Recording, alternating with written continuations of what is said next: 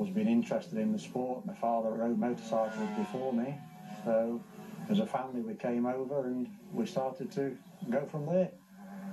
I've only missed one practice in all that time, and that was I did overlay one morning, but that is the only, I think once in that length of time I can justifiably be excused.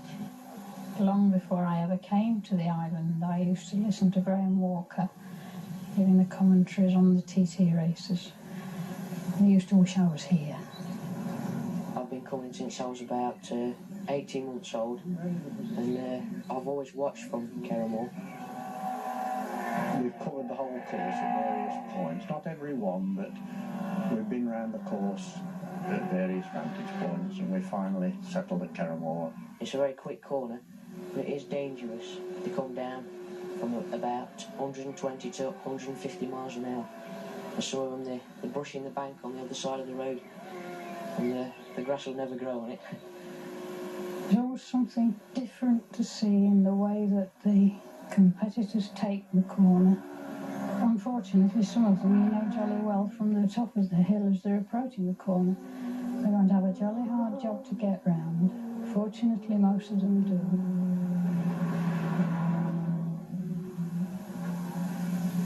It's not uncommon for TT pilgrims to make one section of the track their annual vantage point to the exclusion of all others. For some, it even becomes their tomb. Osmond Samuel Scott's ashes are scattered at the bleak Capel Gate. It's not the first time. A New Zealand rider a number of years ago also requested the same thing, and his wishes were granted. I had a call from Osmond's solicitors and asking could it be arranged, and I got in touch with the authorities and the Reverend Terry Isherwood and the undertakers, and it was carried out. Osmond rode in the TT in 6 races between, I think, 52 and 56, finished in 3, retired in 3. Now, why he chose this particular spot, I don't honestly know. He could have retired here, or maybe it was his favourite corner, but he obviously loved the place. We were just very pleased that we could ensure that his last wishes were carried out for a former rider. I remember that the reading we chose was from the psalmist. I will lift up mine eyes unto the hills, and one could not choose a more beautiful spot to have once actually scattered. What we did was to have the service here, and then we simply scattered them. Billy McCosh rode a matchless at the TT during the 60s. He was never a winner, but nobody strove harder for perfection, and the study he made of his own riding later helped hone the skills of one of the most successful riders of modern times, Yorkshireman Mick Grant, 7 times a winner here. Now in retirement himself, Grant is passing on what he knows to newcomer Neil Robinson, who hails from McCosh's hometown of Ballymena in County Antrim.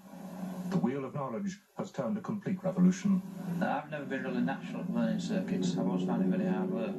Someone like Billy McCosh, I've learnt more from Billy over the years. And I mean, it's not always that Billy's always right.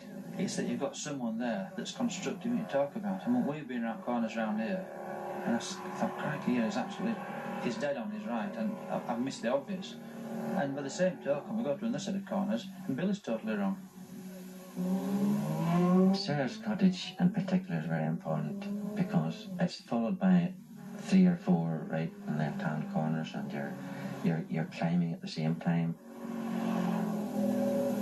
So happened we were driving around one day and Mick explained this particular part of Sarah's Cottage, and I thought it was wrong. And motorcycle racing talk about peeling off and so on. You peel off into a corner that you can't actually see. And I think what Mick was doing, he was waiting until he could see the corner, which by that time was too late. Now, unless you get that absolutely right and be absolutely on the right line, you probably lose a few seconds at the end of the straight. Once we talked about it and discussed it, we tried it, he said it for 10 miles an hour. Mike and I have been fairly friendly the last few years, and he's just told me, a far better line than the one I had previous, because I was using up all the road, trying to get around and turn as fast as I could, but, it's the sort of place that you don't have to use all the road, and he pointed that out to me, and whenever I seen it was obvious that it was true. I couldn't sort of nursemaid someone and take them around every bit of corner and show them exactly where to be everywhere. But I think once they've got the gist of the idea of how to do it, I mean, for example, I tried to stress to Neil that if he's in bother on a particular corner, don't bother looking at that corner for the bother. The problem's 3 corners further back. And although it sounds logical, it's so obvious you don't spot it. And now he understands that. It's really up to him to go out and do it. But you need that basic knowledge first. It took me 10 years to find that out. I think it's really good, you know, people like that there getting involved and helping people around, you know, it's fantastic really. Because otherwise I'd be fairly well lost.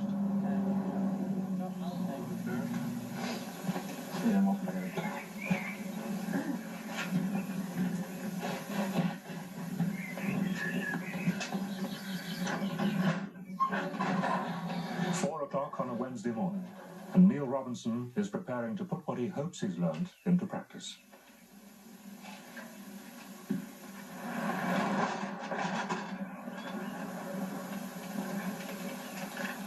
Getting up with the birds is another tradition unique to the TT. The island's residents use the same roads to go about their daily business, so closures are arranged to cause a minimum of inconvenience. I don't mind getting up early in the morning, but I've heard some other people complain about it, but I think it's fine. Well, me being a newcomer, you know, I want to go out and learn, and I think it's not bad. It's exciting and all, probably a bit jelly, but well, I find it's good.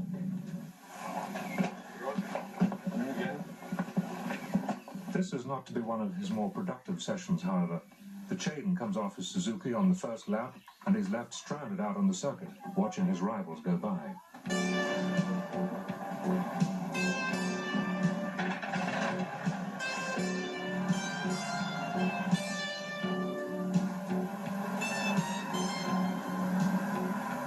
But Robinson's misfortune is as nothing compared with local rider Ian Ogden.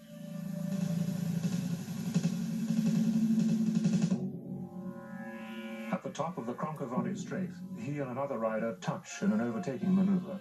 There is no runoff area. There are no protective bales.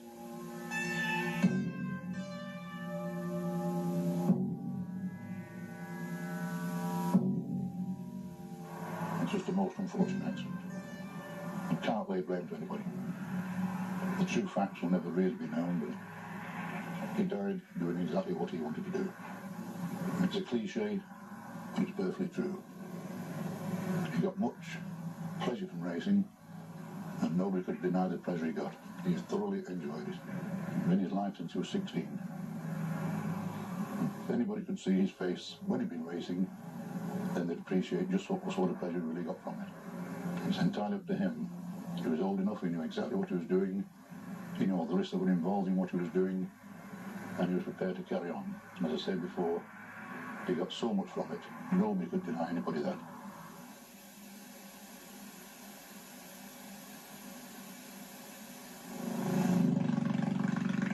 There will be one more death this week.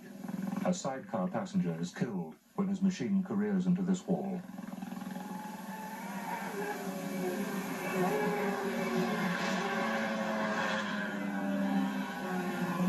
Practice ends appropriately in the gloom of a Friday evening.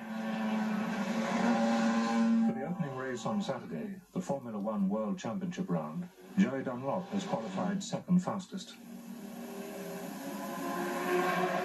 Neil Robinson has posted the 12th fastest time, the best of the newcomers, but is still a frightening fraction short of knowing his way around.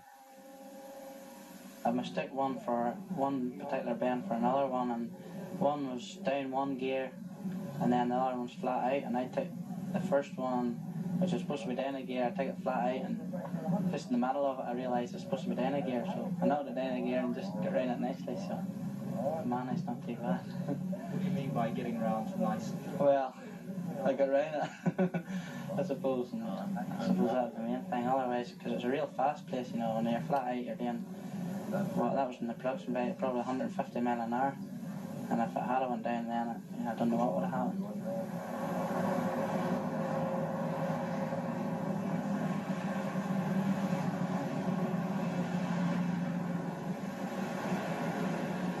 Saturday morning. On the mountain, you couldn't judge a sheep trial, let alone a series of high-speed bends. Down in Douglas, preparations for racing go on. Though if conditions don't improve, a postponement is inevitable.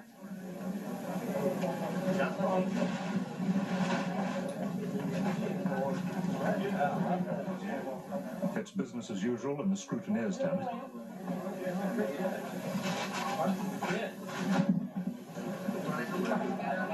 And in the other tent. What do you tell them?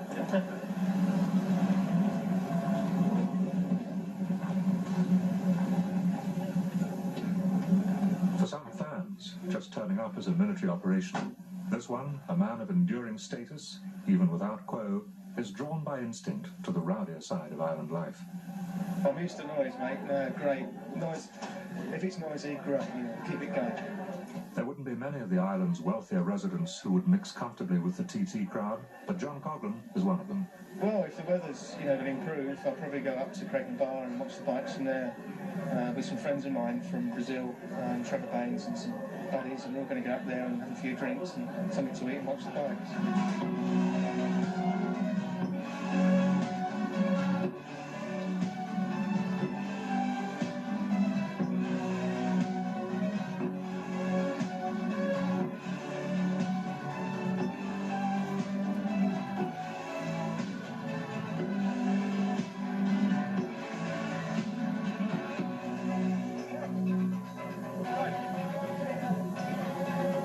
Sitting on the jury meeting at 2:20, and then they said they'd make another decision at 3:30, so I went round in the car with them, and the mister's got